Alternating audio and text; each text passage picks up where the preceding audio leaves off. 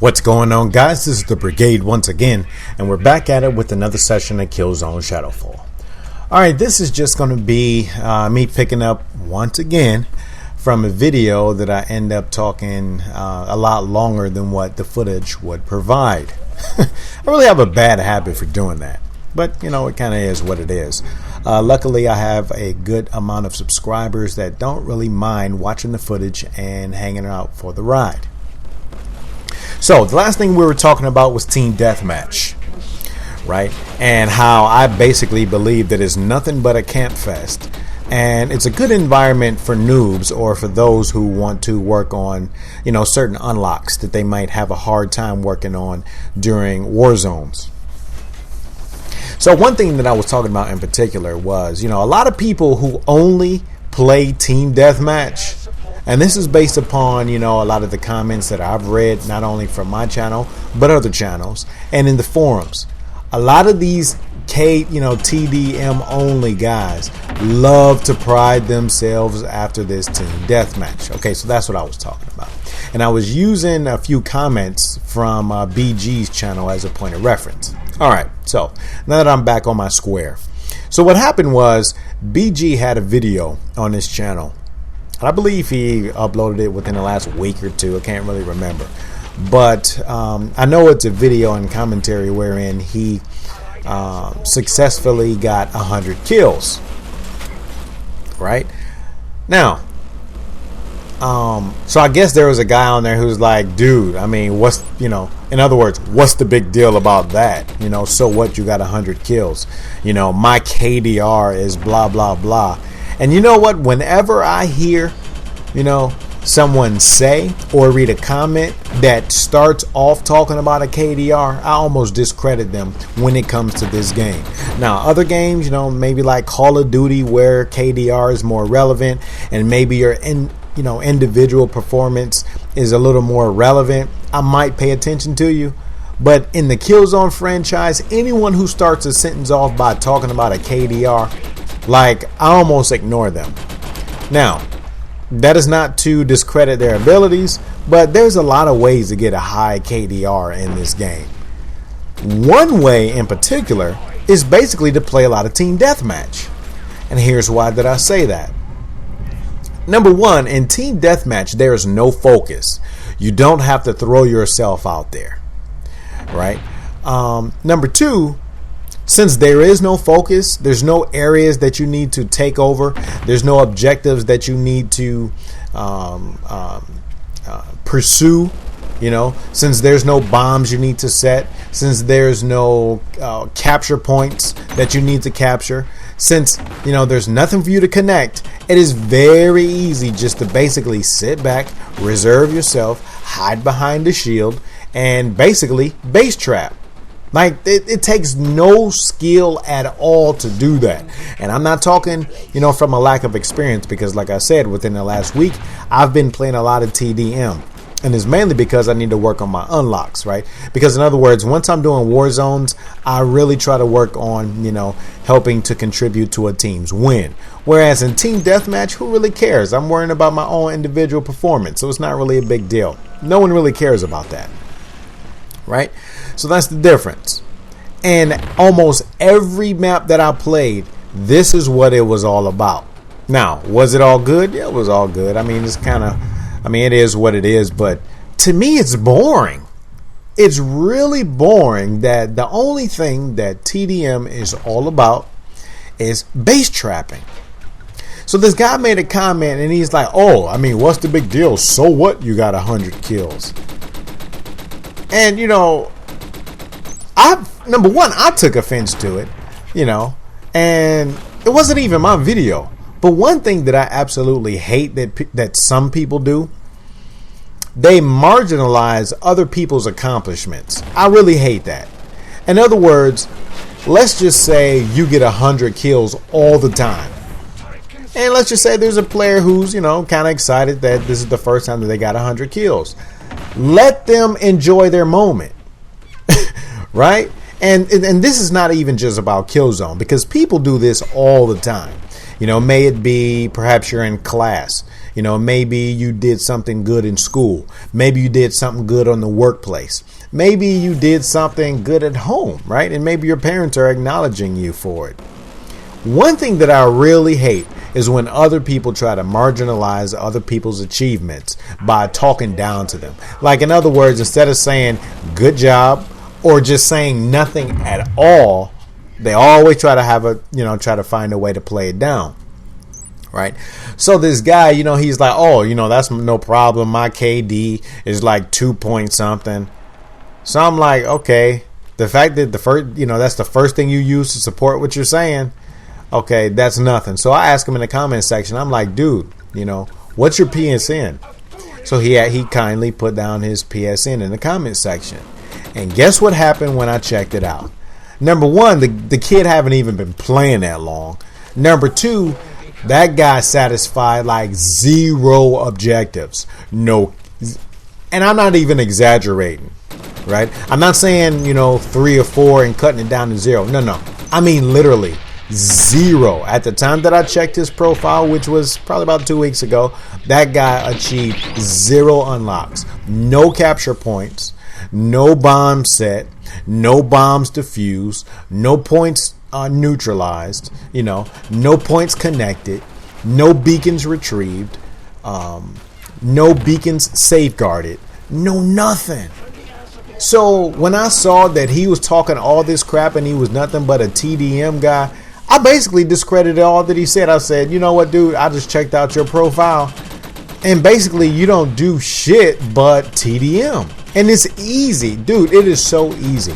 I swear. And I'm not even exaggerating. Unless I am actually, I can't even say unless, because the vast majority of the time that I play TDM, 90% of the time I go 2.0. 2.0. And if it's not exactly a 2.0, it's close to 2.0. Like, I think in this particular map I go somewhere like 36 and 19 or 37 and 20 or something like that. Now, granted, it's not exactly 2.0, but it's damn near close. So it's not really all that difficult. Now, on the other hand, when you're playing war zones, like, unless you're the type of person that don't pursue missions,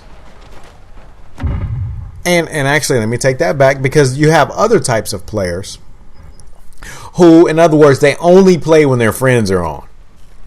Right? So it's like they only play during dream teams. You know what I'm saying? I know a few guys like that. And actually, I'm not going to even say this guy's name, but this guy, he has good stats, but whenever we cross paths, for some reason, it is so much salt in my direction from that guy that is, and it's actually funny, because you would think with as salty as he was, like every single time he played against me, like they would just dominate. And keep in mind, I won't say 9 times. I'll say 7 times out of 10, I'm doing pubs. I'm playing with randoms, right? I don't have, my clan with me. I don't have a group of 7 and we're just owning. No, I'm playing with pubs. So, in other words, some of these guys, and oh my God, I'm really not going to put this guy on blast, but this guy just really has a piss poor attitude, in my personal opinion. But anyway, this guy is almost like the old Jordan.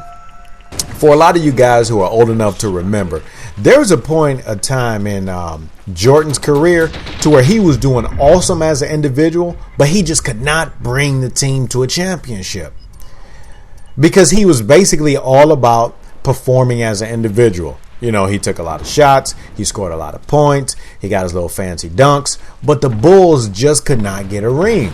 And it was only at the time that he started to play more like a team player and not gloat behind his own individual accomplishments that the Bulls started to get rings. And ultimately, that's what it's all about. So whether I am playing with randoms and pubs, or whether I'm playing as part of a team, may it be with, T King, K Knight, Wanzer, Disposable, any of these guys, Goblin. There's a few of these guys that I play with. Anytime that I'm playing with them, I'm playing as a team. I'm not gloating behind my own individual performance.